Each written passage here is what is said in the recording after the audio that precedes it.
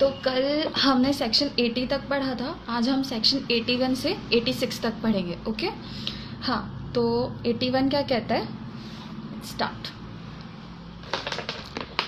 81 कहता है act likely to cause harm but done without criminal intent and to prevent other harm.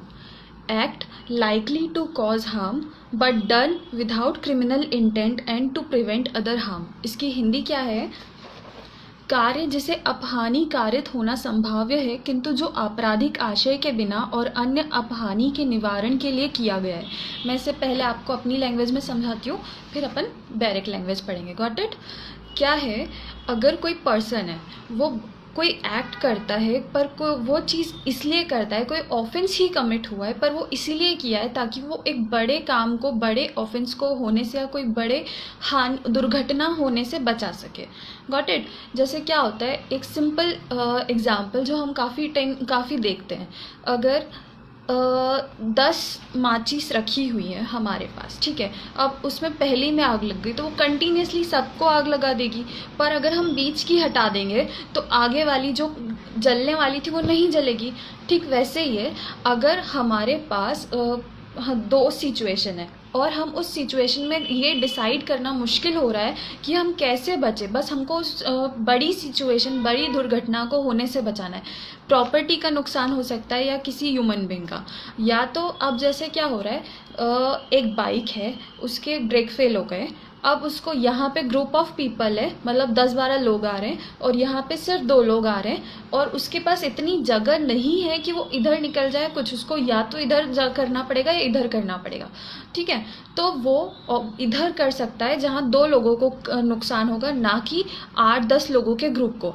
कम दुर्घटना होना legal है जब अगर आपके पास बिल्कुल इंटेंशन, मतलब गुड फेथ में था आपका इंटेंशन, ना कि आपका कोई रीज़न था आपके पास, मतलब सिर्फ कोई रीज़न था कि आपको कम को दुर्घटना पहुंचा सकते हैं तो चलेगा, पर ज़्यादा को नहीं पहुंचा। मैं आपको इसको रीड कर देती हूँ, फिर अपन एक्सप्लेन करते हैं।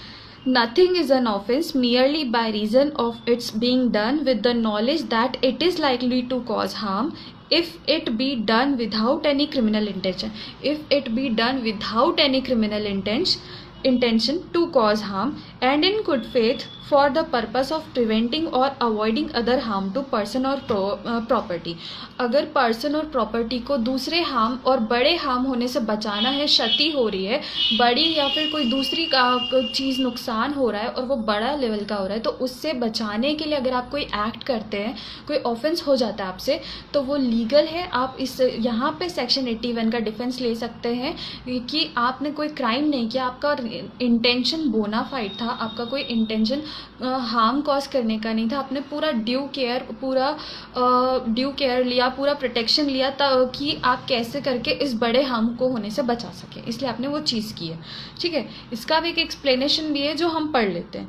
It is a question of fact in such a case whether the harm to be prevented or avoided was of such a nature and so imminent as to justify or excuse the risk of doing the act with the knowledge that it was likely to cause harm।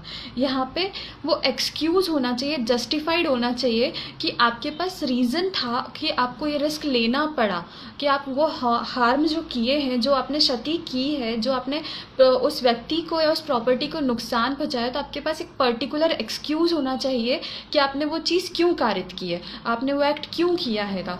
Okay, अब यहाँ पे एक example है, वो मैं आपको पढ़ देती हूँ। ए है, वो कैप्टन है एक शिप का, ओके, एक वेसल का। अब उसके पास उसने देखा है सामने से एक शिप और आ रही है बी करके। ए वेसल के कैप्टन ने देखा कि बी कैप्टन जो है उनकी शिप भी आ रही है कि सामने से। अब उसमें 20-25 लोग बैठे हुए हैं, पर इतने में उन्होंने देखा उनके पास इतना टाइम नहीं है कि वो अपनी शिप को रोक ले या फिर दूसरी दिशा में मोड़ ले, या तो सामने से निकल जाए या तो फिर रोक ले, क्योंकि अगर वो रोकने का टाइम लेते तो उतने में तो दोनों आमने सामने हो जाती और एक बहुत बड़ी दुर्घटना कारित हो जाती। Got it?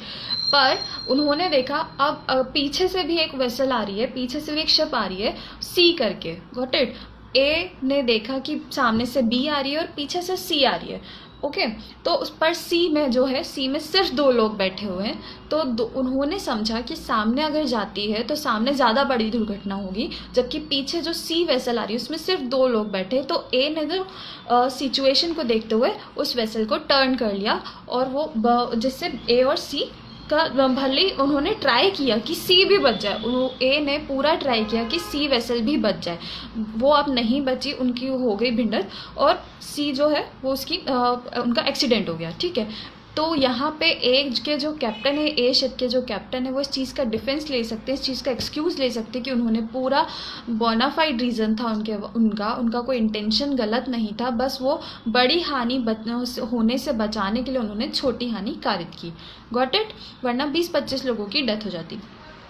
अब यहाँ पे ये जो सेक्शन 81 है वो नेसेसिटी का सिद्धांत लाता है। Got it? यहाँ पे एक लैटिन मैक्सिम है जिसे आप सुन लीजिए ध्यान से।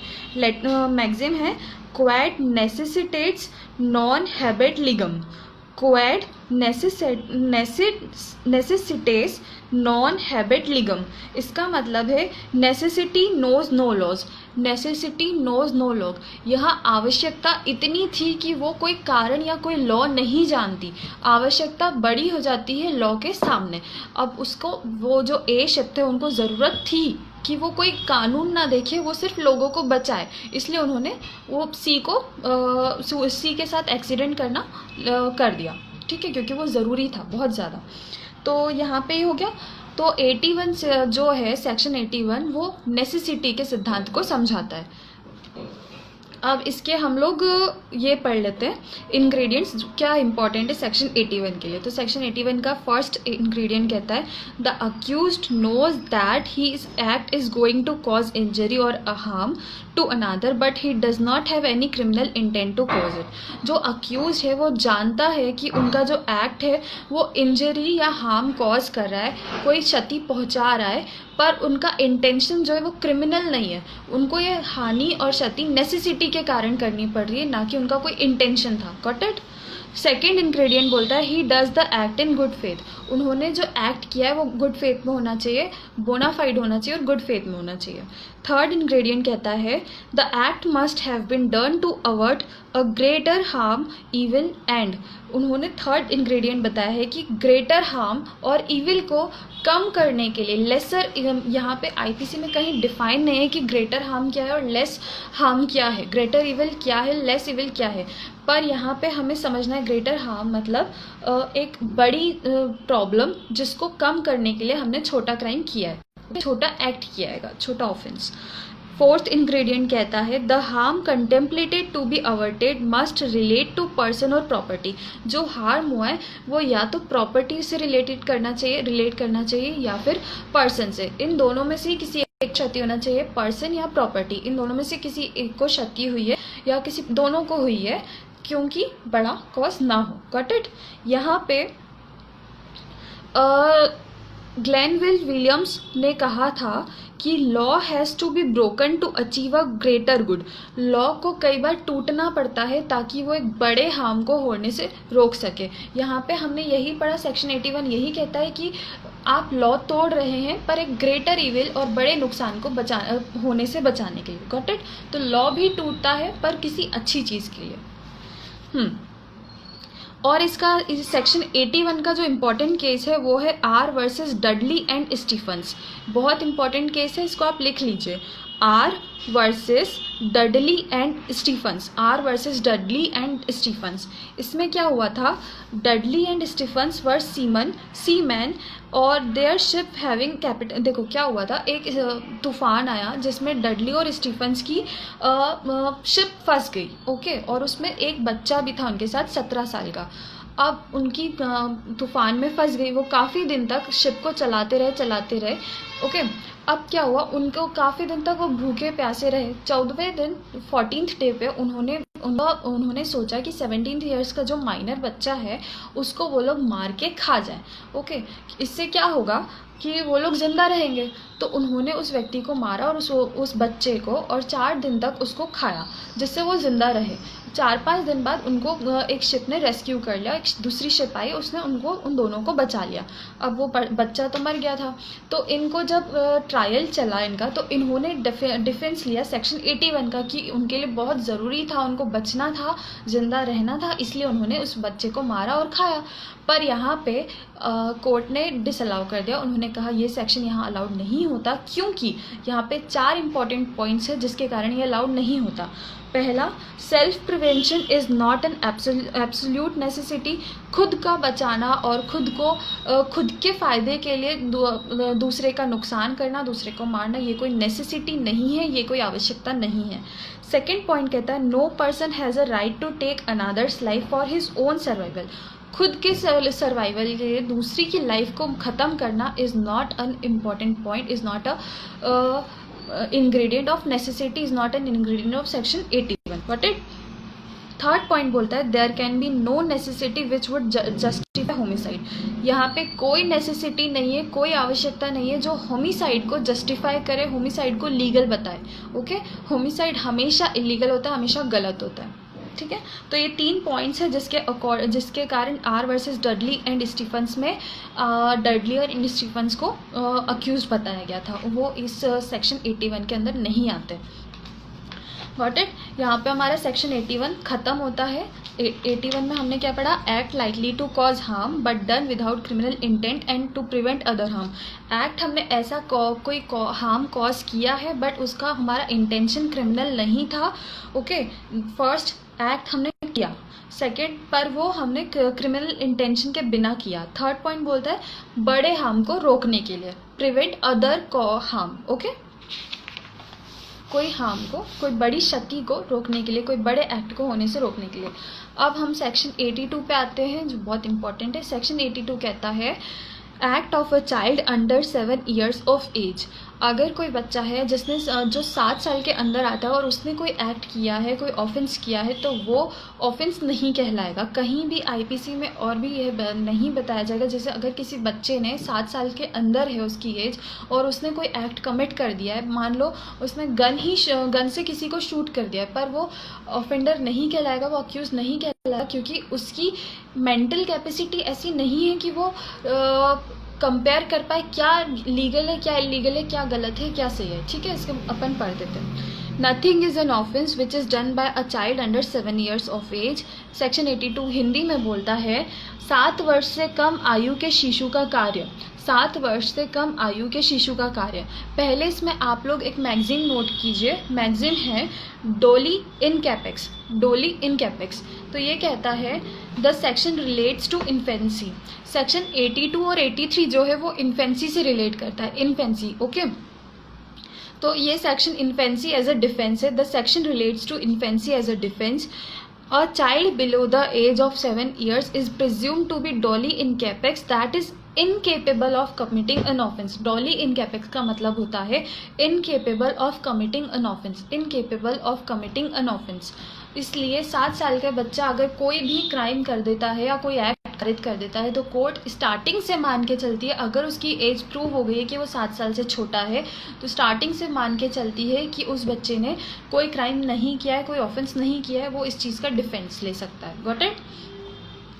क्योंकि वो इस सेक्शन 82 में 7 साल से छोटे बच्चों को इमैच्योर माना जाता है। उनकी ये कंडीशन नहीं होती कि वो कुछ प्रूव कर पाए, कुछ साबित कर पाए, या ये सोच पाए क्या इलीगल है और क्या लीगल है। ओके, यहाँ पे हमारा सेक्शन 82 ख़त्म होता है। अब 83 पे आते हैं। 83 में हम लोग 7 साल से 12 साल के बीच के बच्चों का समझेंगे। जैसे हमने 82 में समझा कि सिर्फ 7 साल या 7 साल से छोटे बच्चे अगर कोई एक्ट करते हैं, अब 83 में हम पढ़ेंगे 7 साल से 12 साल के बीच का अगर कोई बच्चा एक्ट करता है तो क्या रीज़न रहेगा। मैं इसे पढ़ देती हूँ। 83 बोलता है act of a child above 7 years and under 12 years of immature understanding. Okay, Hindi इसका बोलता है 7 वर्ष से ऊपर किंतु 12 वर्ष से कम आयु के अपरिपक्व समझ के शिशु का कार्य। ये है इसका बोलता है nothing is an offence which is done by a child above 7 years of age and under 12 who has not attained sufficient maturity of understanding to judge of the nature and consequences of his conduct on that occasion।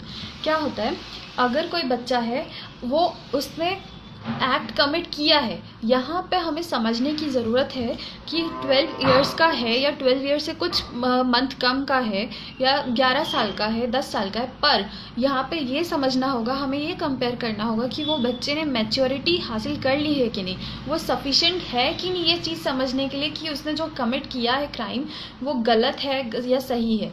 अगर वो जानता है, ये prove हो चुका है कि उसने जो चीज़ की है, जो एक्ट किया है वो गलत है बिल्कुल, और वो मैच्योर है इतना कि वो समझ सके क्या गलत है क्या सही है, तो वो ऑफेंडर कहलाएगा।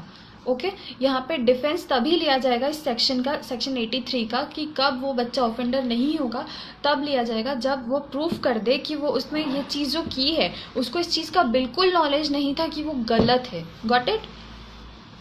और इसमें देखो सेक्शन 82 जो है उसमें कोर्ट स्टार्टिंग से मान के चलता है कि बच्चा ऑफेंडर नहीं है क्योंकि उसकी एज 7 ईयर से कम है, पर जो ये सेक्शन 83 है उसमें कहता है, सेक्शन 83 में कोर्ट को हमें प्रूफ कर, मतलब हमें नहीं, ऑफेंडर जो है, अक्यूज जो है, क्रिमिनल जो है, उसको प्रूफ करना होता है कि उसकी मैच्योरिटी अभी नहीं आई है, उसमें वो सफिशेंट, उसका माइंड इतना सफिशेंट नहीं था कि वो समझ पाए क्या गलत है क्या सही है। यहाँ पे अक्यूज के ऊपर रिस्पॉन्सिबिलिटी होती है कि वो समझाए कि वो इतना लायक नहीं था, इतना सफिशेंट नहीं था कि वो ये चीज़ समझ पाए कि क्या गलत है क्या सही है। Got it. अब मैं आगे आपको पढ़ देती हूँ। In case of child above 7 years of age but under the age of 12 years, the incapacity of commit an offence will depend on his maturity of understanding to judge the nature and consequences of his conduct। उसको ये जज करना आना चाहिए कि उसका जो वो कर रहा है उसका नेचर क्या है और उसके परिणाम क्या होंगे। उसका नेचर क्या है, वो बहुत खतरनाक है और उसके क्या परिणाम होंगे, उस बच्चे को समझ आना चाहिए। ओके, इसका एक एग्जाम्पल, आप एक केस नोट कीजिए, दूलीचंद वर्सेस स्टेट। इसमें क्या हुआ था, एक 12 साल का बच्चा था, उसने एक माइनर गर्ल का रेप किया था। अब वो रेप किया तो उसमें जो विक्टिम है, जो बच्ची थी, उसने और उसकी मम्मी ने और जो मेडिकल एविडेंस थे उन्होंने बताया कि वो जो बच्चा था 12 साल का जिसने रेप कमिट किया है, उसमें इतनी कैपेसिटी थी कि वो समझ जाए कि उसने कोई गलत काम किया या सही काम किया है। ओके, तो उसको ये सफिशिएंट मैच्योर्ड था, उन लोगों ने, उन तीनों ने, माँ ने, विक्टिम ने और मेडिकल एविडेंस ने कर दिया शो कि accused was sufficiently matured and his act was premeditated. Therefore, he was convinced for the offence of rape under section 376 IPC, इसलिए उसको ऑफेंडर माना under section 376 IPC। Got it. फिर यहाँ पे बस वही बच्चों की जेल में जैसे जुवेनाइल जस्टिस के थ्रू ट्रायल किया जाता है। नाउ सेक्शन 84 हम आते हैं। सेक्शन 84 पे act of a person of unsound mind, इसकी हिंदी है विकृत चित्त व्यक्ति का कार्य। अब कोई बच्चा है, नहीं सॉरी बच्चा नहीं, यहाँ पे कोई मेजर पर्सन भी हो सकता है, अगर वो पागल है, जैसे मन बुद्धि है कम, उसमें अक्ल है। ओके, हम समझ सकते इमैच्योर पर्सन जो पागल है, मन बुद्धि है, अगर उसने एक्ट किया है, कोई क्राइम किया है तो क्या होगा। तो यहाँ पे है, ये कहता nothing is an offence which is done by a person who at the time of doing it by reason of unsoundness of mind is incapable of knowing the nature of the act or that he is doing what is either wrong or contrary to law। इसका हिंदी बोलता है, कोई बात अपराध नहीं है जो ऐसे व्यक्ति द्वारा की जाती है जो उसे कार्य करते समय चित्त विकृति के कारण उस कार्य की प्रकृति या यह कि जो कुछ वह कर रहा है वह दोषपूर्ण या विधि के प्रतिकूल है, जानने में असमर्थ है। कोई व्यक्ति अगर यह जानने में असमर्थ है कि वो जो कर रहा है वो गलत है या सही है, उसका नेचर क्या होगा और उसके परिणाम क्या होंगे, वो ये सब चीज़ें जानने में असमर्थ है, तो फिर वो ऑफेंडर नहीं कहलाएगा, क्योंकि वो और देखो ये जो सेक्शन है ये दो चीज़ देखो, इंसैनिटी पे डिपेंड करता है ये सेक्शन, और इंसैनिटी जो है वो दो चीज़ें रिलेट करती है, मेडिकल इंसैनिटी और लीगल इंसैनिटी। मेडिकल तो कोई भी डॉक्टर कह देता है कि वो व्यक्ति पागल है, पर हम यहाँ पे मेडिकल इंसैनिटी पर नहीं चलते। हम इस सेक्शन का डिफेंस तभी ले सकते हैं जब यहाँ पे लीगल इंसैनिटी साबित हो, यहाँ पे लीगल इंसेन प्रूव हो कि ये पर्सन लीगली इंसेन है। Got it. अब लीगल इंसेन हम कैसे समझेंगे कि ये पर्सन लीगली इंसेन है? ओके, तो इसके लिए 5-6 इंग्रेडिएंट है जो मैं आपको बता देती हूँ। ये सब चीज़ें प्रूव हुई तभी पता चलेगा कि वो व्यक्ति लीगली इंसेन है। ठीक है, ये है फर्स्ट है अपराध के जस्ट बाद उसका बिहेवियर कैसा था। अब मतलब उसने कोई एक्ट किया है, उसके बाद उसका बिहेवियर कैसा था, वो हंस रहा है, वो रो रहा है, या गिल्ट फील कर रहा है कि उसने कोई क्राइम किया, या वो भाग जाएगा। क्योंकि भागता वही है जिसको पता है कि उसने कोई काम गलत किया है। पर अगर कोई इंसेन पर्सन है, कोई पागल व्यक्ति है, तो वो नहीं भागेगा, वो वहीं रुक जाएगा क्योंकि उसे नॉलेज नहीं है कि उसने कोई एक्ट गलत किया है। Got it. फर्स्ट ये हो गया। सेकंड, गोपनीयता। अगर कोई पर्सन है जिसने एक्ट किया है और वो छुपा रहा है उस चीज़ को, हाइड कर रहेगा, तो ऑब्वियसली वो पागल नहीं है, क्योंकि पागल व्यक्ति तो सबको आगे जाके बता देता है कि उसने ये क्राइम किया है, उसने ये एक्ट किया है। वो एक बच्चे के समान होता है जो ये नहीं कंपेयर कर पाता क्या गलत है क्या सही है, तो वो आगे जाके सबको बता देता है कि उसने ये चीज़ की है। ओके, सेकंड पॉइंट हो गया गोपनीयता। फर्स्ट था अपराध के जस्ट बाद उसका बिहेवियर कैसा था। थर्ड पॉइंट है प्लानिंग। कोई पर्सन, कोई पागल व्यक्ति, कोई पागल पर्सन, इंसेन पर्सन प्लानिंग नहीं कर सकता। उसमें इतना दिमाग नहीं होता, इतना नॉलेज नहीं होता कि वो प्लानिंग प्लॉटिंग कर सके। पर दूसरा नॉर्मल पर्सन कोई क्राइम करने से पहले प्लानिंग करता है, प्री प्लान्ड होता है उसका act. But insane person act plan नहीं करता, वो सडन एक्ट कर देता है। Got it. फोर्थ पॉइंट है साथी। अब फोर्थ है, ये इम्पॉर्टेंट है कि कोई पर्सन उसके साथ हेल्प कर रहा है तो ऑब्वियसली इंसेन पर्सन है, तो वो खुद से एक्ट करता है, ना कि किसी के साथ मिलके करता है। अगर वो अकेले कर रहा है तभी वो इस चीज़ का डिफेंस ले सकता है। ठीक है। फिफ्थ पॉइंट है भागने की कोशिश। इंसेन पर्सन कभी भागने की कोशिश नहीं करता, वो वहीं रुक जाता है, और उसने जो एक्ट किया है वो या तो उसको अगर थोड़ा बहुत समझ आता है तो वो उसका गिल्ट फील करेगा, वरना वो वहीं पे रुक के और उसका खुश होने लगेगा कि उसने ये चीज़ की है। इंसेन पर्सन की ये क्वालिटी होती है। तो फिफ्थ, वो भागने की कोशिश नहीं करेगा। Sixth point, guilt. ऑब्वियसली अगर कोई नॉर्मल पर्सन है तो वो क्राइम अगर उससे हो जाता है तो वो गिल्टी होता है और वो भागने की कोशिश कराएगा, पर इंसेन पर्सन गिल्टी नहीं होता। Seventh, medical evidence. अगर कोई मेडिकल एविडेंस अगर मेडिकल में प्रूव हो जाता है कि वो व्यक्ति इंसेन है तो ऑब्वियसली वो इंसेन है और उसका ऑफेंस नहीं माना जाएगा, क्योंकि उसमें इतनी ताकत नहीं थी कि वो समझ सके, इतनी मैच्योरिटी नहीं थी कि वो समझ सके कि उसने कोई क्राइम किया है। Got it. अब इसका मैं आपको एक केस बताती हूँ जो बहुत इंपॉर्टेंट केस है। अगर हम सेक्शन 84 पढ़ रहे हैं तो उसके साथ हम ये केस पढ़ते ही हैं। M Norton case. इसमें क्या हुआ था, अक्यूज जो थे वो थे डैनियल एम नॉर्टन, जिन्होंने ये उनको डिल्यूजन हुआ था कि sir Robert Peel, the prime minister of Britain, had injured him, and in order to take revenge he mistook Edward Drummond, the secretary of the prime minister, for sir Robert Peel and shot him dead when charge of murder. देखो क्या हुआ था, M Naghten ने prime minister जो थे Britain के, उनको मारने के लिए गन शॉट की। ओके, बट यहाँ पे क्या हुआ, प्राइम मिनिस्टर की जगह उनके जो सेक्रेटरी थे वो मारे गए, क्योंकि डिल्यूजन हो गया था एम नॉर्टन को कि ये ही प्राइम मिनिस्टर है। उन्होंने डिल्यूजन में आके प्राइम मिनिस्टर के सेक्रेटरी को मार दिया। तो उन्होंने डिफेंस लिया इसका कि मैं डिल्यूजन में था, मैं नहीं मारना चाह रहा था सेक्रेटरी को। पर इस चीज़ का वो डिफेंस नहीं ले सकते थे, क्योंकि ऑब्वियसली उनको नॉलेज था, उनको इंटेंशन था कि वो शूट कर रहे हैं तो वो सामने वाले को लगेगा वो मर्डर कारित करना चाह रहे थे, भले ही वो किसी और को लग गया किसी और की जगह, पर उनका इंटेंशन था, उनका नॉलेज था, वो क्राइम कर रहे थे, वो कोई एक्ट कर रहे थे जो इलीगल है। ओके, तो यहाँ पे वो इस चीज़ का डिफेंस नहीं ले सकते।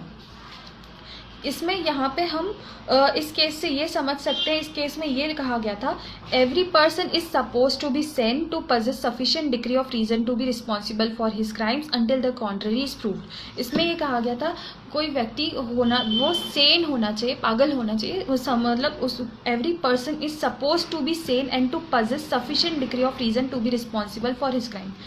फिर सेकंड बोला था in order to establish the defence of insanity it must be clearly prove that at the time of committing the crime the person was so insane as not to know the nature and quality of the act. क्या second point कहता है M Norton का कि वो व्यक्ति जब act कर रहा हो उस टाइम पे वो लीगली इंसेन होना चाहिए, लीगली पागल होना चाहिए। Okay, not medical insane, legal insane होना चाहिए, उसको नेचर और क्वालिटी नहीं पता होना चाहिए उस एक्ट की जो वो कर रहा है। ओके, थर्ड है the test of wrongfulness of the act is in the power of to distinguish between right and wrong not in the abstract or in general but in regard to the particular act committed. The test of wrongfulness, जो wrongfulness हुआ है, जो commit हुआ है act, उसका test होना चाहिए कि वो कितना बड़ा है और वो व्यक्ति इतना पागल है कि नहीं, वो कंपेयर कर पाए कि वो wrongful एक्ट जो है वो कितना बड़ा है। Got it. अब यहाँ पे डिसाइडेड केस है इंडिया का, Ratan Lal versus state of Madhya Pradesh. इसमें क्या बोला था, the accused quite often used to set fire to his own clothes and house held his irrational behavior was clearly indicates of his verging or insanity. Therefore, the apex court accepted his defense of insanity and absolved him from liability. क्या हुआ, एक person था, उसने खुद के कपड़ों को आग लगाई, उसके बाद पूरे घर में आग लगा दी, पर यहाँ पता चलता है उसने खुद के कपड़ों को आग लगाई, जिससे प्रूव हो गया कि वो व्यक्ति पागल है और यहाँ पे उसको इस चीज़ का डिफेंस मिला। Got it. यहाँ पे हमारा सेक्शन 84 होता है ख़त्म। अब हम आते हैं सेक्शन 85 पे। 85 जो है वो कहता है act of a person incapable of judging by reason of intoxication caused against his will. 85 की हिंदी है ऐसे व्यक्ति का कार्य जो अपनी इच्छा के विरुद्ध मतता में होने के कारण निर्णय पर पहुंचने में असमर्थ है। क्या हुआ, अगर कोई पर्सन है, उसने उसको उसके फ्रेंड्स ने या रिलेटिव्स ने किसी और पर्सन ने इंटॉक्सिकेट कर दिया, कोई वाइन दारू पिला दी है या फिर कोई ऐसा चीज़ जिससे उसको वो नशे में है और ए पर्सन, और उसको नॉलेज नहीं है कि वो जो कर रहा है वो गलत है या सही है, पर यहाँ पे उसने जो नशा किया है, जो वो इंटॉक्सिकेट हुआ है, वो खुद की नहीं दूसरे के पर्सन के कारण, उसने खुद को नहीं किया है। ओके, मैं यहाँ पढ़ देती हूँ। Nothing is an offense which is done by a person who at the time of doing it is by reason of intoxication incapable of knowing the nature of the act, that he is doing what is either wrong or contrary to law, provided that the thing which intoxicated him was administered to him without his knowledge or against his will. Against his will मतलब उसकी इच्छा के विरुद्ध या उसकी knowledge के बिना उसको इंटॉक्सिकेट कर दिया गया है और वो कोई एक्ट कर रहा है जो वो समझने में इनकेपेबल है कि उसका नेचर क्या है, उसके परिणाम क्या होंगे और वो कॉन्ट्रेरी टू लॉ है या नहीं, और उसका वो ये चीज़ें समझने में असमर्थ है कि क्या रॉन्ग है और क्या राइट है। तो यहाँ पे वो इस चीज़ का डिफेंस ले सकता है अगर उसने कोई एक्ट कर दिया है कि उसने खुद से इंटॉक्सिकेट नहीं हुआ था, उसकी इच्छा के विरुद्ध उसको इंटॉक्सिकेट किया था। Got it. और यहाँ पे नशे का लेवल समझा जाना, जैसे कोई पर्सन है उसको कम एक आध मतलब इतना इंटॉक्सिकेट है कि उसको वो समझने में कैपेबल है कि वो क्या कर रहा है, उसको इतना नॉलेज है कि वो कोई करेगा तो उसका परिणाम क्या होगा। तो यहाँ पे उसको इस चीज़ का फ़ायदा नहीं मिलेगा कि वो इंटॉक्सिकेटेड था बाय किसी और के थ्रू। अगर उसका नॉलेज है, उसका नशे का लेवल हमेशा चेक किया जाएगा कि वो इस चीज़ का डिफेंस लेने के लिए अलाउड है या नहीं। Got it. अब यहाँ पे मैं आपको इसके इंग्रेडिएंट बता देती हूँ सेक्शन 85 के, क्या इंपॉर्टेंट है, क्या एसेंशियल्स है कि हम इस चीज़ का सेक्शन 85 का कोई अक्यूज्ड फ़ायदा ले सकता है या नहीं। तो first, the accused must be in the state of intoxication eight the time of doing the act, that is time. अगर वो कोई एक्ट है और कोई मतलब क्राइम किया है उसने, पर उस टाइम पे वो इंटॉक्सिकेशन होना चाहिए, इंटॉक्सिकेटेड होना चाहिए वो पर्सन उस टाइम पे जब वो ये एक्ट कर रहेगा, उस टाइम पे। सेकेंड पॉइंट बोलता है by reason of intoxication he must not be in a condition to know not in condition to know the nature of his act or that what he is doing is wrong and contrary to law. वो person जो intoxicated है वो उसमें इतनी knowledge और इतने intention मतलब इतना नॉलेज नहीं है कि वो नेचर जान सके उस एक्ट का नेचर जानने में वो इनकेपेबल होना चाहिए उस टाइम पे एक्ट करते टाइम पे. Got it. थर्ड पॉइंट बोलता है the intoxicant administered on him should be without his without his consent and against his will.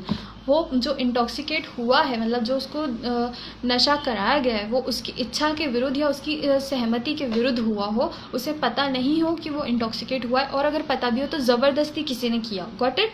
तो यहाँ पे बस ये चीज़ इंपॉर्टेंट है. विदाउट हिज सेक्शन 85 का हम डिफेंस तभी ले सकते हैं, मतलब कोई अक्यूज्ड तभी डिफेंस ले सकता है जब वो हो विदाउट हिज नॉलेज और अगेंस्ट हिज विल. ओके. तो सेक्शन 85 हमने पढ़ा था act of a person incapable of judgement. Okay. By reason of intoxication caused against his will. अगर आप बैरेट की लैंग्वेज इजीली समझना चाहते हैं तो आप बैरेट का जो सेक्शन है उसको पॉइंट टू पॉइंट पढ़ेंगे, ब्रेक करके पढ़ेंगे तो आपको इजीली समझ आएगा. जैसे फर्स्ट हमने पढ़ा act of a person, second पढ़ा इनकेपेबल ऑफ जजमेंट, थर्ड पढ़ा by reason of intoxication caused against his will. Okay. तो यहाँ से हम पूरा सेक्शन समझ जाते हैं. अब हम आते हैं सेक्शन 86 पे. सेक्शन 86 जो है वो 85 के बाद ही उससे रिलेट करता हुआ है. ओके. अब हम समझते हैं 86 आज का लास्ट सेक्शन. ये कहता है offence requiring a particular intent or knowledge committed by one who is intoxicated. Offense requiring a particular intent or knowledge committed by one who is intoxicated. इसकी हिंदी है किसी व्यक्ति द्वारा जो मत्तता में है किया गया अपराध जिससे विशेष आशय या ज्ञान का होना अपेक्षित है. अब मैं इसको एक्सप्लेन कर देती हूँ आपको. In cases where an act done is not an offense unless done with a particular knowledge or intent. In cases where an act done is not an offense unless done with a particular knowledge or intent, a person who does the act is in a state of intoxication shall be liable to be dealt with as if he had the same knowledge as he would have had if he had not been intoxicated, unless the thing which is intoxicated him and was administered to him without his knowledge or against his will. देखो क्या होता है, अगर कोई person है वो उससे कोई एक्ट हो गया है पर बिना उसकी नॉलेज मतलब उसके नॉलेज के और बिना उसके इंटेंशन के, कोई क्रिमिनल इंटेंशन नहीं था, कोई नॉलेज नहीं था कि उसके ये चीज़ करने से कोई एक्ट हो जाएगा, कोई क्राइम हो जाएगा, ये चीज़ों करने से उसको इन सब चीज़ों का नॉलेज नहीं था. वो भले इंटॉक्सिकेटेड था पर उसको नॉलेज नहीं था कि उसके ये चीज़ करने से ये चीज़ हो जाएगी, तो वो ये चीज़ का डिफेंस ले सकता है और वो बच जाएगा इस चीज़ से. देखो मैं इसका एग्जांपल देती हूँ आपको. एक पर्सन है वो गाड़ी चला रहा है, बिल्कुल प्रॉपर चला रहा है और वो गाड़ी प्रॉपर है, उससे मतलब बिल्कुल एक्सीडेंट का कोई एक्सपेक्ट नहीं कर सकता, कोई प्रिज्यूम नहीं कर सकता कि इस गाड़ी से एक्सीडेंट हो सकता है और इस पर्सन से एक्सीडेंट हो सकता है, क्योंकि वो पर्सन बहुत अच्छे से गाड़ी चला रहा है, सही चला रहा है. पर उसी टाइम पे सामने से कोई व्यक्ति आता है और वो कूद जाता है उसकी गाड़ी के सामने, तो वो व्यक्ति मर जाता है. यहाँ पे जो गाड़ी चला रहा है उसकी कोई गलती नहीं है, तो वो इस चीज़ का डिफेंस ले सकता है यहाँ पे 86 में कि वो व्यक्ति इंटॉक्सिकेटेड भी नहीं था, उसने कोई क्राइम नहीं किया है क्योंकि उसने कोई चीज़ गलत नहीं की है, उसने सारे प्रिकॉशंस लिए, उसका इंटेंशन बोनाफाइड था, उसने सारी चीज़ें लीगली की है. फिर भी अब कोई पर्सन सामने से आकर कूदता है तो इसमें उसकी गलती नहीं है, तो वो इस चीज़ का डिफेंस ले सकता है. अब अगर हम इंटॉक्सिकेशन कर लें तो यहाँ पे वॉलेंटरी इंटॉक्सिकेशन, कोई पर्सन है अगर वो खुद की इच्छा से शराब पी रहा है, खुद की इच्छा से उसने नशा किया है और उसके बाद उससे कोई क्राइम होता है, तो वो इस चीज़ का डिफेंस नहीं ले सकता. सेक्शन 86 ये बोलता है अगर वो खुद की इच्छा से ले रहा है, इंटॉक्सिकेट हो रहा है, तो वो इस चीज़ का डिफेंस नहीं ले सकता कि उसने कोई क्राइम नहीं किया है. जैसे कि एक पर्सन है, वो यहाँ पे एक पर्सन है, उसने काफ़ी सारी शराब पी रखी है और वो शादी में है। अब वो नशे की हालत में एक गन ले लेता है और खूब घूमता है, खूब उसको कुछ ज़्यादा नशा हो चुका है, अब खूब झूमता है, जिसके कारण वो उसने गन चला दी, शूट कर दी, तो जिससे एक आध पर्सन को लग भी गई सामने।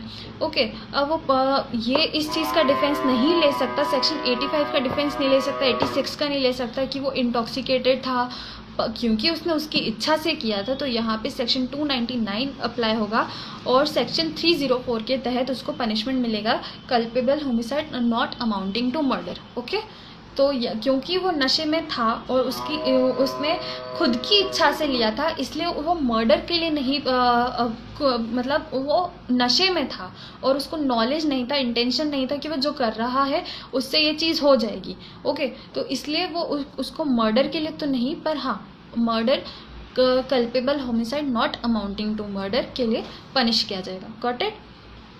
यहाँ पे हमारा सेक्शन 86 ख़त्म होता है। आज के हमारे सेक्शन यहीं ख़त्म होते हैं, कल से हम 87 स्टार्ट करेंगे। मैं अब कमेंट्स ऑन कर देती हूँ, किसी को कुछ पूछना हो या कोई डाउट हो तो बिल्कुल कमेंट्स ऑन है। किसी को कुछ बताना है या आज का सेशन कैसा रहा वो भी बताइए प्लीज़।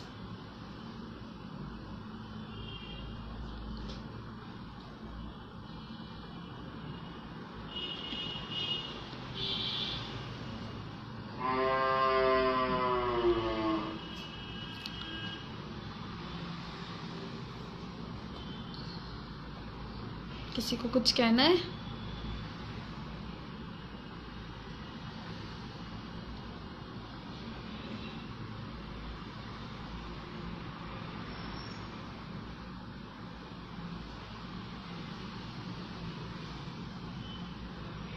Thank you.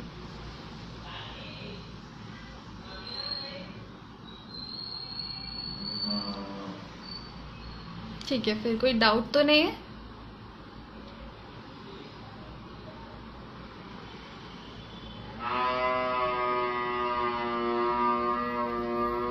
हाँ, ये आईपीसी के अंतर्गत है।